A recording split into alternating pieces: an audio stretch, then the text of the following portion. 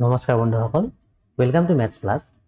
এই ভিডিওত আমি ডিসকাস কৰিম আপোনালোকৰ এডিআৰই 2.0 ৰ কাৰণে ডকুমেন্ট ভেৰিফিকেশনত কি ডকুমেন্টস লাগিব। যিমান ডাউট আছে গোটেইখিনি এই ভিডিওটোত কভাৰ কৰিবলৈ চেষ্টা কৰিম। তাৰ উপৰিও অন্য কিছুমান ডাউট থাকিলে কমেন্ট বক্সত কমেন্ট কৰি সুধিব বা টেলিগ্ৰাম গ্ৰুপত গৈ কিনে মোক সুধিব পাৰে। ঠিক আছে, তো মোষ্ট ইম্পৰ্টেন্ট এই ভিডিওত আমি ডিসকাস কৰিম আপোনালোক কাষ্ট সাৰ্টিফিকেটখন ডিজিটেল হ'ব লাগিব নেকি, যেহেতু এসসি ওবিসি এসটি এনেকুৱা ধৰণৰ বিভিন্ন ধৰণৰ কাষ্টৰ কাৰণে পুৰণা কাষ্ট সাৰ্টিফিকেটৰ সলনি আজিকালি নতুন কিউআৰ কোড থকা কাষ্ট সাৰ্টিফিকেট দিয়া হয়। তো সেইখন লাগিব নেকি। নেক্সট ওবিসি এনসিএল লাগিব নেকি। ইডব্লিউএছ কেটেগৰীৰ কাৰণে ইডব্লিউএছ সাৰ্টিফিকেটখনৰ ইস্যু ডেট অথবা ইয়াৰটো কিমান হ'ব লাগিব।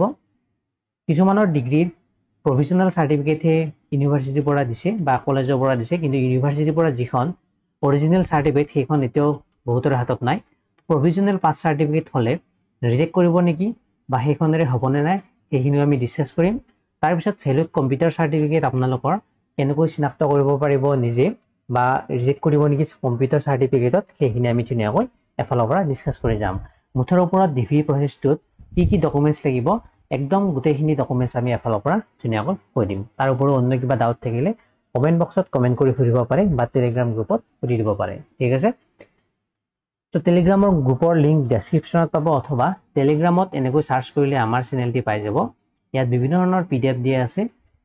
আমি এতিয়া নেক্সট এডিআৰই 2.0 ৰ কাৰণে স্কিল টেষ্টৰ 28 ডেজৰ কোৰ্স এটা আৰম্ভ কৰিবলৈ গৈ আছো। তো তাৰ গোটেইখিনি পিডিএফ এই টেলিগ্ৰাম চেনেলত দিয়া হ'ব। তো এই 28 ডেজৰ স্কিল টেষ্টত আপোনালোকৰ আহিব পৰা পাৱাৰ পইণ্ট, এক্সেল, ৱৰ্ড এই তিনিটা বস্তুৰে একদম বেসিক লেভেলৰ পৰা হাই লেভেললৈ যিমানখিনি আপোনালোকৰ এক্সামত আহিব পাৰে তেনেকুৱা ধুনীয়াকৈ আমি বুজি যাম। গোটেইসমূহ যিবিলাক ফৰ্মুলা লাগে বা যিবিলাক আমাৰ ফৰ্মেট কৰিব দিয়ে সেইসমূহ ধুনীয়াকৈ বুজাই দিম। লগতে তাৰ পিছত আমি মক টেষ্ট কৰি যাম। তো আপোনালোকৰ কাৰণে নিশ্চয় বেনিফিচিয়েল হ'ব। তো তাৰ পিডিএফ সমূহ পাবলৈ টেলিগ্ৰাম গ্ৰুপত জইন হৈ ল'ব। আৰম্ভ কৰিছো। লাষ্ট যিবাৰ এডিআৰই হৈছিল সেই এডিআৰইত ডকুমেন্ট ভেৰিফিকেশন হৈছিল আপোনালোকৰ স্কিল টেষ্টৰ একেলগে, মানে স্কিল টেষ্ট যাৰ যেতিয়া আছিল সেই একেলগে আপোনালোকৰ ডকুমেন্ট ভেৰিফিকেশন হৈছিল। তো এইবাৰো ঠিক একে প্ৰসেস যদি ফলো কৰে, তাত যোৱাবাৰ এখন নটিচ দিছিল, চাব পাৰে 16 ডিসেম্বৰ 2022 নটিচ এখন। তো এই নটিচ মতে কি ডকুমেন্টস লাগিব আমাক ধুনীয়াকৈ দি দিছিল। এইবাৰো সেনেকৈ দি দিব। তথাপিও বহুতে আগতীয়াকৈ জানিব বিচাৰে বা কিবা ডকুমেন্ট যদি নাই তেতিয়াহ'লে ৰেডি কৰি থব লাগিব। তো সেইকাৰণে মই এবাৰ ধুনীয়াকৈ ডকুমেন্টছখিনি কৈ দিছো কি ডকুমেন্টস লাগিব। প্ৰথমতে লাগিব আপোনালোকৰ কম্পিউটাৰ টেষ্ট বা স্কিল টেষ্টৰ কাৰণে এখন আপোনাক কি দিব, এডমিট কাৰ্ড দিব। আগৰৰে এডমিট কাৰ্ড এখন ইস্যু কৰিব। তো সেই এডমিট কাৰ্ডখন লাগিব। নেক্সট লাগিব 2 copies of recent passport size photograph. তো আপোনালোকৰ একদম ৰিসেন্ট 6 মাহ পুৰণি হ'লে হ'ব, তাতকৈ বেছি পুৰণি ব্যৱহাৰ নকৰিব, কাৰণ আপোনালোকৰ ফটোখনৰ লগত নিজকে মেটচ কৰি চাব। তো একদম নতুন ফটোকপি নিব, দুখন বুলি কৈছে, পাৰিলে বেছিকৈ লৈ যাব। ঠিক আছে, নেক্সট কৈছে original copies of admit card, certificate, marksheet of HSLC, HSSLC বা class 12 for the candidates appearing for the post where minimum qualification is HSSLC, HSSLC science, and graduation examination for the candidates appearing for the post where minimum qualification is bachelor degree with computer. তো এই পইণ্টত কি কৈছে, যদিহে আপোনালোকে appear হৈছে HSLC লেভেলৰ কাৰণে বা HS লেভেল অথবা HS সায়েন্সৰ কাৰণে বা ডিগ্ৰী লেভেলৰ কাৰণে, তেতিয়াহ'লে আপোনালোকক লাগিব যদি HSLC এপিয়াৰ হৈছে তাৰ কাৰণে আপোনালোকক HSLC এডমিট কাৰ্ড লাগিব। ডিগ্ৰীত এপিয়াৰ হ'লে তিনিটা লাগিব।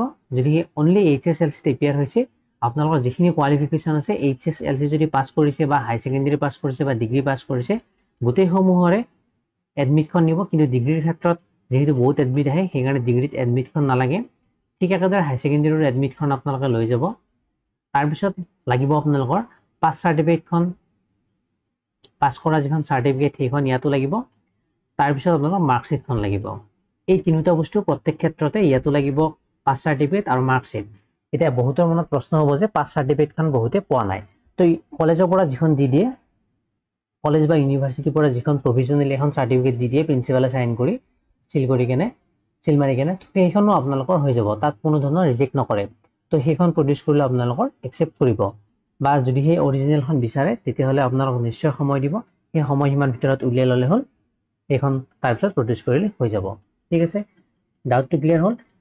পাস সাৰ্টিফিকেট বা মাৰ্কশিট প্ৰভিজনাল হলেও চলিব অনলাইনত যিখন কপি ওলাই মাৰ্কশিটৰ সেইখন হলেও চলিব কিন্তু মাৰ্কশিটখন খুব সম্ভৱত দি দিয়ে লগে এক্সাম শেষ হোৱাৰ কেইদিনমান বা কেইমাহমান পিছতে মাৰ্কশিটখন দি দিয়ে কিন্তু গুৱাহাটী ইউনিভাৰ্চিটিৰ পাস সাৰ্টিফিকেটখন এবছৰ দুবছৰ কেতিয়াবা বহুত দিন লাগি যায় তো তেনে ক্ষেত্ৰত যিখন কলেজ বা ইউনিভাৰ্চিটিৰ পৰা প্ৰভিজনাল সাৰ্টিফিকেট দিয়ে সেইখনেৰে কাম চলি যাব আৰু হাই সেকেন্ডাৰী সায়েন্স হলে নিশ্চয় সায়েন্সত থাকিব লাগিব আৰু এইচএছৰ কাৰণে যদি এপিয়াৰ হৈছে আৰু তথাপি যদি আপোনাৰ ডিগ্ৰী পাস হৈছে তেতিয়াহলে এই গোটেইখিনি বস্তু প্ৰডিউস কৰি আপোনালোক জমা দি থব এতিয়া ইহতৰ কি লাগিব ইহতৰ প্ৰত্যেকটা বস্তুৰে দুটাকৈ জেৰক্স কপি লাগিব প্ৰত্যেকখিনিৰে দুটা কপি কৈ জেৰক্স লৈ যাব আৰু অৰিজিনাল সমূহটো নিবতো লাগিব লগতে দুটা জেৰক্স লৈ যাব আৰু জেৰক্সসমূহ সেলফ এটাচ কৰি দিব অথবা তলত সাইন কৰি লৈ যাব ঠিক আছে এটা নেক্সট পইণ্টত কি কৈছে কম্পিউটাৰ প্ৰফিচিয়েন্সি সাৰ্টিফিকেট অবলিক diploma for the candidates who have qualified under bachelor degree with computer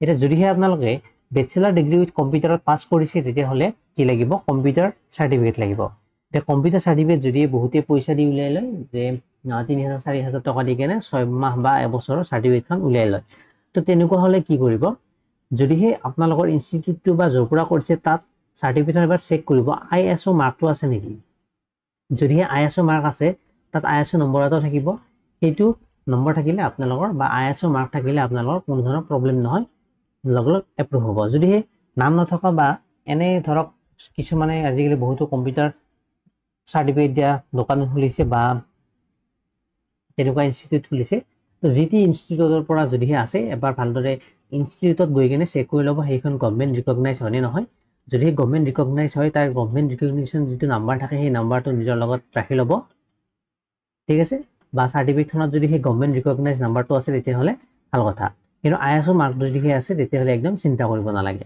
ঠিক আছে পইচা দি উলিয়ালো আইএসও মাৰ্ক থাকিলে একদম আপোনালোকৰ হৈ যাব নিশ্চিন্ত থাকক আকৌ যদি অন্য আইএসও মাৰ্ক নাথাকে তেতিয়াহলে গভৰ্ণমেণ্ট ৰিকগনাইজ নাম্বাৰ যদি থাকে তেতিয়াও আপোনালোকৰ এইটো চলি যাব হল কম্পিউটাৰ সাৰ্টিফিকেটৰ ডাউটবোৰ ক্লিয়াৰ হল এতিয়া লাগিব এমপ্লয়মেন্ট এক্সচেঞ্জ ৰেজিষ্ট্ৰেচন সাৰ্টিফিকেট তো এমপ্লয়মেন্ট এক্সচেঞ্জ ৰেজিষ্ট্ৰেচন সাৰ্টিফিকেট এখন একদম মাষ্ট বি এখন লাগিবই তো ইয়াত আপোনালোকে যোৱাৰ আগতে চেক কৰিব আপোনালোকৰ এক্সচেঞ্জ যিখন সাৰ্টিফিকেট সেইখন ইনভ্যালিড হৈছে নেকি বা এক্সপায়াৰ হৈছে নেকি যদি এক্সপায়াৰ হৈছে এখন পুনৰ ৰিনিউ কৰি ল'ব তাত যোৱাৰ আগতে ৰিনিউ কৰি ল'ব তো ৰিনিউ কৰিলে এখন সাৰ্টিফিকেট ওলাব যি যত নেকি একে থাকিব কিন্তু তাত ডেটটো ইস্যু ডেটটো বেলেগ থাকিব আৰু আগৰখনৰ ডেটটো বেলেগ থাকিব তো তেনে ক্ষেত্ৰত কি কৰিব দুখন সাৰ্টিফিকেটে লৈ যাব এমপ্লয়মেন্ট এক্সচেঞ্জ ৰেজিষ্ট্ৰেচন সাৰ্টিফিকেট যদি ইনভ্যালিড হৈছে বা নতুনকৈ ৰিনিউ কৰিছে পুৰণাখন নিব নতুনখন লৈ যাব আৰু যদি আগৰখনে আছে তেতিয়াহলে এখন নিলে হৈ যাব হল নেক্সট পইণ্টত কৈছে caste certificate caste certificate digital caste certificate লাগিব নেকি তেনেকুৱা ধৰণৰ কোনো কথা নাই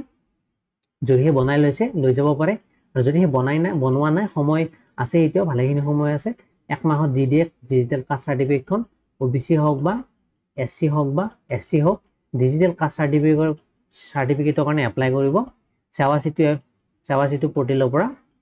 সেৱা সেতু পৰ্টেলৰ পৰা এপ্লাই কৰিব পাৰে তো তাত আপোনালোকৰ পুৰণা যিখন ওবিসি সাৰ্টিফিকেট আছে সেইখন দি কিনে আৰু কিছুমান ডিটেইলছ ফিল কৰাৰ পিছত আপোনালোকৰ ডিজিটেল কাষ্ট সাৰ্টিফিকেটখন ইস্যু হৈ যাব তো সেইখন প্ৰডিউস কৰিলে ভাল কথা বা পুৰণাখন হলেও চলি যাব ঠিক আছে নেক্সট ওবিসিৰ এনসিএলৰ কথাটো কৈ দিছো এনসিএল কোনো ধৰণৰ ইয়াত ষ্টেট গভৰ্ণমেণ্টৰ এক্সামত এনসিএল নিবিচাৰে এনসিএল হল আপোনালোকৰ চেন্ট্ৰেল গভৰ্ণমেণ্টৰ এক্সামৰ কাৰণে তো এনসিএলৰ কোনো কথা নাহে আকৌ যদি হে কাৰোবাৰ ইডব্লিউএছ আছে ইডব্লিউএছ খন কোন চনৰ কাৰণে ভ্যালিড হ'ব লাগিব লাষ্ট ফাইনান্সিয়েল ইয়াৰৰ কাৰণে ভ্যালিড হ'ব লাগে মানে এইটো ফাইনান্সিয়েল ইয়াৰ কিমান চলি আছে 2025-26 চলি আছে তো ইডব্লিউএছ খন হ'ব লাগিব আপোনালোকৰ 2024-25 ইয়াৰত এই বছৰৰ ভিতৰত ইস্যু কৰা হ'ব লাগিব ইডব্লিউএছ খন এইটো চেক কৰি ল'ব ঠিক আছে নেক্সট হৈছে ডিসেবিলিটি সাৰ্টিফিকেট যদি হে ক্যান্ডিডেটছন পিডব্লিউবিডি ক্যান্ডিডেট হয় তেতিয়াহলে তাৰ কাৰণে ডিসেবিলিটি সাৰ্টিফিকেট লাগিব তাৰ পিছত কৈছে discharge book number and date with place of issue যদি হে এক্স সাৰ্ভিসম্যান হয় তেতিয়াহলে এইখিনি দৰকাৰ হ'ব ইডব্লিউএছ সাৰ্টিফিকেটখন মই কৈ দিলো যোন ইডব্লিউএছ ক্যাটেগৰীত পৰে তেওঁলোকে লাষ্ট ফাইনান্সিয়েল ইয়াৰৰ ইডব্লিউএছ সাৰ্টিফিকেট প্ৰডিউস কৰিব লাগিব লাষ্ট ফাইনান্সিয়েল ইয়াৰ বুলি কওঁতে এইটো যিটো সন ফাইনান্সিয়েল ইয়াৰ চলি আছে তাৰ আগৰ ফাইনান্সিয়েল ইয়াৰ এইটো হলে হল বা তাৰ আগৰখনো যদি আছে আগৰ ফাইনান্সিয়েল ইয়াৰখনো যদি আছে সেইখনো হৈ যাব ঠিক আছে তাৰ পিছত অন্য কিবা যদি ডকুমেন্টছ আছে ধৰক আপোনালোকৰ নামটো এপ্লাই কৰোতে ভুল হৈছে তেনে ক্ষেত্ৰত কি কৰিব এখন আপোনালোকে এফিডেভিট জমা দিব লাগিব তো সেইখন জমা দিলে হৈ যাব তাৰ পিছত আধাৰ কাৰ্ডখন লৈ যাব আইডি প্ৰুফৰ কাৰণে আধাৰ, পান কাৰ্ড বা ডিভি এনেকুৱা ডকুমেণ্টছ আপোনালোকে দিব পাৰে। সকলোৰে 2 কপিকৈ জেৰক্স নিব, বাকী অন্য কোনো ডকুমেণ্টৰ প্ৰয়োজন নাই। আপোনালোকৰ চাৰ্টিফিকেট হাই ছেকেণ্ডেৰী, হাই স্কুল আৰু ডিগ্ৰী গোটেইখিনি চাৰ্টিফিকেট প্ৰডিউচ কৰিব লাগিব। কাষ্ট চাৰ্টিফিকেট লাগিব, ইডব্লিউএছ যদিহে ইডব্লিউএছ চাৰ্টিফিকেট লাগিব, তো এইখিনি আপোনালোকৰ এমপ্লয়মেণ্ট এক্সটেনশ্যন লাগিব। তো গোটেইখিনি অৰিজিনেলত আপোনালোকে দেখাব লাগিব। তাৰ এগেইনষ্টত 2 কপিকৈ আপোনালোকে জেৰক্স কপি জমা দিব লাগিব আৰু গোটেইখিনি জেৰক্স কপিৰে কি থাকিব লাগিব, সেলফ এটাচ হ'ব লাগিব। ঠিক আছে, তো এইখিনি আছিল সকলোখিনি ইম্পৰ্টেণ্ট বস্তু। ইয়াৰ উপৰি যদি কিবা ডাউট আছে কমেণ্ট বক্সত সুধিব পাৰে, কমেণ্ট কৰি বা টেলিগ্ৰামত সুধিব, টেলিগ্ৰাম গ্ৰুপত গৈ কিনে আপোনালোকে মেছেজ দি কিনে সুধিব পাৰে। ঠিক আছে, তো আজিলৈ মানে আশা কৰোঁ ভিডিঅ'টো ভাল পাইছে। Thank U.